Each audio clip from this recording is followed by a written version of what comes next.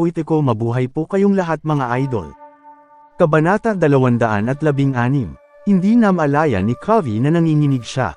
Hindi siya natatakot kay Tyson, ngunit naramdaman niya na hindi niya dapat bastusan si Harvey. Meron siyang pakiramdam na si Harvey ay 100 beses na mas nakakatakot kaysa kay Tyson. Sandali siyang nangilabot bago niya sinabi ng seryoso, ideya ito ni Zack. Pinigyan niya ako ng $300,000 para gawin ito. Zack, siya pala, napakatahimik ni Harvey. Bagaman nahulaan niya na malamang ay may kinalaman si Zack sa bagay na ito, hindi niya akalain na siya ang may pakana ng lahat sa likod nito.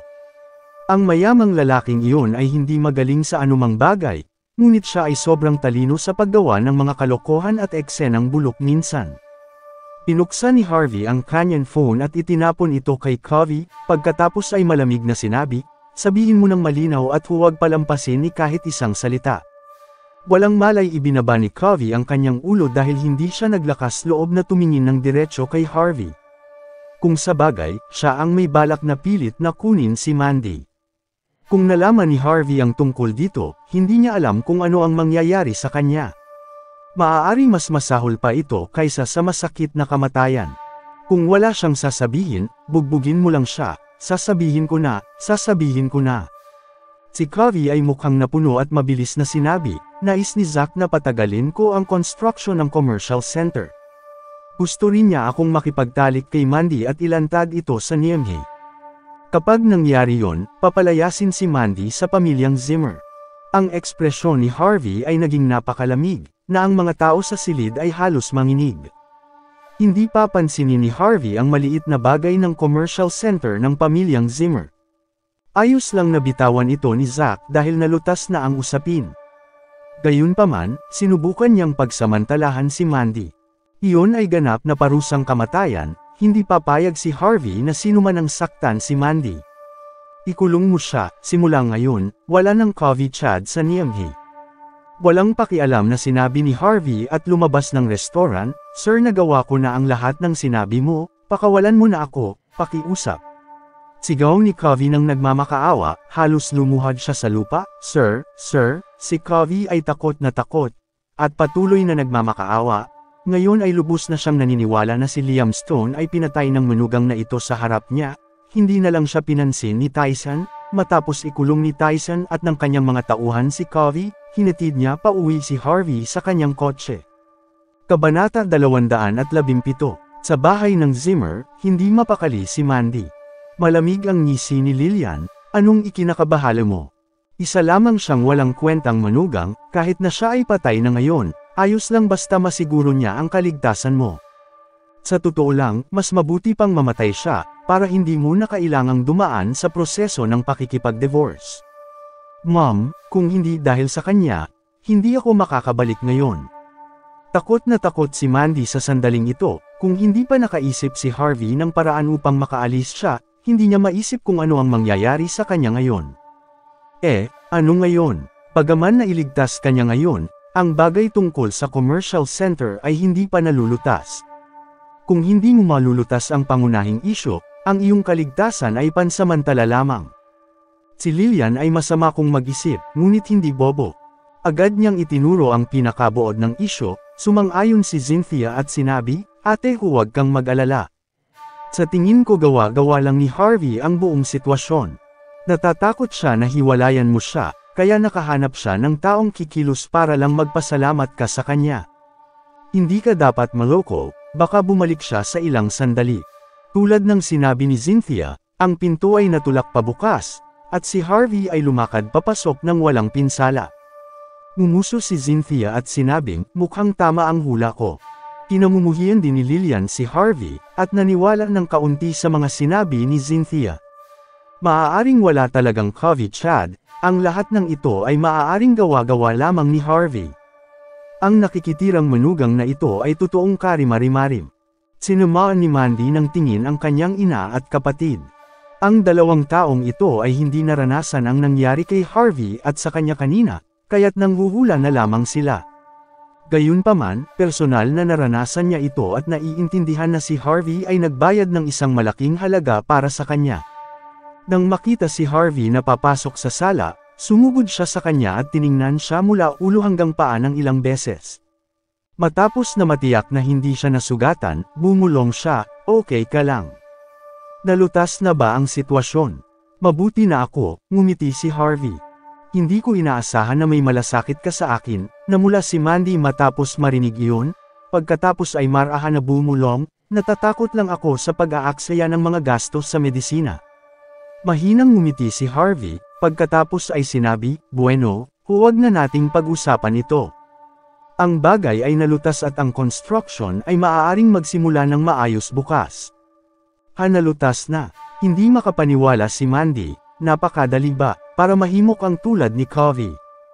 Bakit sinabi ni Harvey na ang problema ay napakadali malutas? Malamig na ngumisi si Lillian, "Harvey, takot na takot kang palayasin namin. Ginawa mo ang gayong karuming gawain para lamang makumbinsi mo kami na hindi totoong wala kang silbi. Pinayagan mo pa ang mga tao na gulpihin at guluhin ang proyekto ng iyong asawa at sinamantala ito upang makalamang, hindi ka na nahiya." Sumimangot si Harvey matapos itong marinig, "Ma'am, kung wala kang anumang patunay, huwag kang gumawa ng mga haka-haka. Akalain ng mga tagalabas na talagang ginawa ko ang mga bagay na ito kung maririnig nila ito. Walang pakialam na sinabi ni Cynthia, kung hindi mo ito binubuo, dapat mong ipaliwanag. Paano ka nakabalik, nabuhay pagkatapos na makipagkita kay Covey? Nalutas mo pa ang problema, sa palagay mo ba hindi namin alam kung sino si Covey, Chad? Kahit sa aming paaralan, maraming tao ang nakakaalam tungkol sa kanya.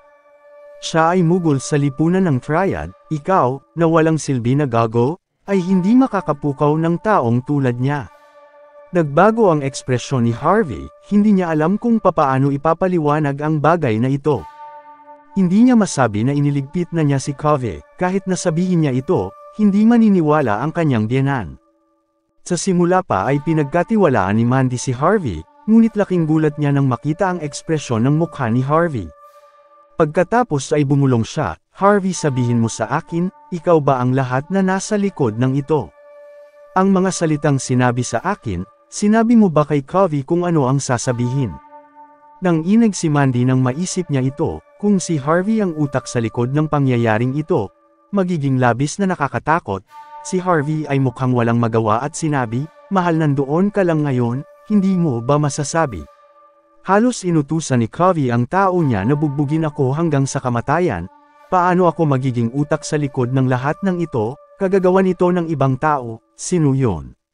Sabihin mo sa akin kung sino siya." Gigil na tanong ni Mandy, simpleng sinabi ni Harvey, "Si Zack Zimmer." Kabanata 218. Bago pa makapagsalita si Mandy Zimmer, sumabat na si Lillian Yates. "Harvey York, maaari ka bang maging makatuwiran man lang kapag sinisisi mo ang iba? Si Covey, Chad ay naghahabol sa proyekto ng aming pamilya, ano ang makukuha ni Zack Zimmer kung masisira ang proyekto?" Kinutya ni Lillian si Harvey, ang kanyang layunin ay palayasin si Mandy sa mga Zimmer. Nakasimangot na sagot ni Harvey, "Nagbibiro ka ba, kung tinanggal niya si Mandy, sino ang hahawak sa proyekto? Hindi ganoon kabobo si Zack, bakit niya gagawin iyon sa pinsan niya? Tumigil ka na sa paninisi, malamang napakana mo ito upang maiwasan ang hiwalayan ninyong dalawa ni Mandy, kasuklam-suklam ka. Pagod na ako sa kagaguhan mo, umalis ka na." Tumanggi si Lillian na maniwala sa anumang sinabi ni Harvey. At sinubukan pa ring sisihin si Harvey sa nangyari. Ang mga Zimmer ay hindi pagbibigyan ng taong may kasuklam-suklam na mga saloobin, kaya umalis ka na. Nagtataka pa rin ako kung bakit ka dinala dito papasok ni Lola Zimmer. Sumali si Cynthia Zimmer upang mapahiya si Harvey, "Umalis ka na lang, Harvey." Sinabi ni Mandy na may pagkabigong hitsura habang nagsimula rin siyang maniwala na may kinalaman si Harvey dito. Si Harvey ay tumingin ng malalim kay Mandy at bumuntong hininga habang alam niya na ang pagpapaliwanag ay hindi makakabuti sa sandaling iyon. Mukhang magpapalipas ulit siya sa lugar ni Ivan Xavier. Umalis siya ng dismayado. Kinagabihan, si Zack ay naglalakad ng pabalik-balik, hawak ang kanyang mobile phone, nasasabik siya. Ipinapakita ng kanyang screen ang contact ni Chad, makukuha niya ang bawat impormasyon sa isang tawag, ngunit nag-aatubili siya. Paano kung mangyaring mali? Paano kung napunta sa panganib si Chad? Nag-alala si Zack, matapos mag-atubili ng halos isang oras, sa wakas ay hindi niya kayang pigilan ang tukso at tinawagan si Chad. Ilang sandali pa, hindi nasagot ang tawag, si Zack ay natigilan ng ilang sandali, bago siya nagbigay ng mapanlinlang at masalimuot na hitsura habang naisip niya ang taong tulad ni Chad ay hindi matutulog ng maaga, iniisip niya na si Chad ay malamang na inisikaso ang kanyang negosyo sa sandaling iyon. Matapos isipin iyon, bumuntong hininga ng maluwag si Zack. Zack, kamusta ang sitwasyon? Tanong ni Sean Zimmer habang naglalakad palapit kay Zack habang nakapijama. Nag-alala rin siya bagaman ang plano ni Zack ay halos perpekto, magkakaroon sila ng problema kung malalantad ito. Dad, katatawag ko lang kay Chad ngunit walang sumagot, malamang ay may ginagawa siya. Nakangiting sagot ni Zack, nagbigay ng may kahulugang ngisi si Sean matapos niyang makuha ang ibig sabihin ni Zack. Si Mandy ay pinakamagandang babae, napakaswerte ni Chad na mapasa kanya siya. Bumuntong hininga si Sean, mukhang perpektong naisagawa ang ating plano, Dad, mukhang katapusan na ni Mandy, kapag marinig ito, ng lolo. Ulalas ni Zack na may tusong ngisi habang alam niyang sineseryoso ng mga Zimmer ang kanilang reputasyon, magiging kahihiyan na hindi siya patalsikin mula sa pamilya. Meron kaming family meeting bukas ng umaga, maghanap ka ng angkop na oras upang mailantad siya. Hindi na kailangang magpigil, utos ni Sean, tumango si Zack habang ang kanyang mga pangarap ay sa wakas ay magkatotoo, hindi na niya makikita muli sina Mandy at Harvey, at ang proyekto sa wakas ay magiging kanya. Mandy, kailangan ko pa ring magpasalamat sa iyong pagkuha ng pondo para sa aking proyekto, ngayoy oras na upang ibalik ito sa akin. Huwag mo akong sisihin mo ang sarili mo dahil kinalaban mo ako. Ikaw ang nagdala mismo sa iyong sarili sa katapusan mo. Hindi ko responsibilidad na masisi, kinausap ni Zack ang sarili ng may tuso at masamang tingin. Kinabukasan, maaga na dumating si Zack sa kumpanya, naghihintay siya para sa iba pa sa conference room. Hindi siya makapaghintay upang ilantad si Mandy sa harap ng lahat, sa makatuwid ay nakakita din siya ng iba na susuporta sa kanyang salita. Maya-maya, lahat ay isa-isang dumating, maliban kay Mandy. Nasaan si Mandy? Hindi ba dapat siya ay nag-uulat ng kanyang progreso? Tanong ni Senior Zimmer na may malamig na tono habang pakiramdam niya'y nabastos siya dahil kailangan niyang hintayin si Mandy. Nagpakawala ng pagkutsa si Zack at tumingin sa mata ng ibang babae. Lolo, hindi na bago kung hindi siya makakarating ngayon, malamang na nagkaroon siya ng happy time kasama ang sinuman. Nakangiting sabi ni Queen Zimmer. Kabanata 219, tigilan mo ang pananalita ng kalokohan. Narito pa rin ang lolo, mag-ingat sa iyong mga salita.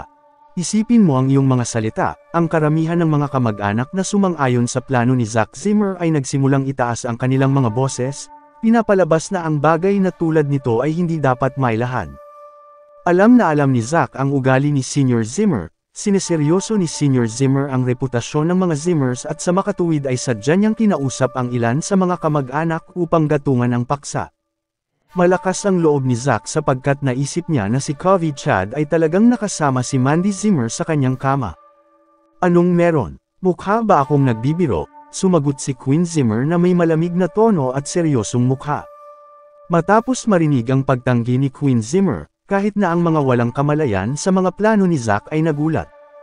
Kung hindi siya nagbibiro, nangangahulugan ba itong totoo? Si Mandy Zimmer ay talagang may karelasyon, nakakahiya naman. Queen, ano ang ibig mong sabihin? Seryosong tanong ni Senior Zimmer.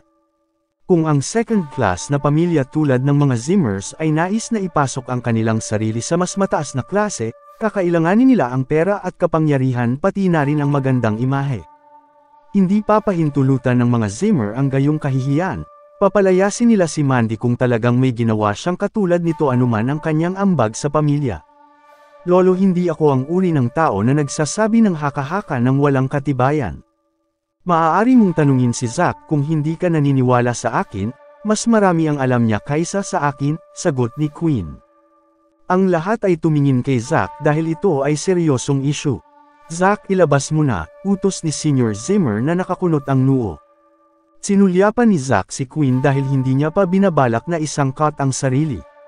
Lolo, sa palagay ko mas mabuti na tanungin mo si Mandy pagdating niya, dahil ito ang kanyang personal na buhay, wala akong kinalaman dito.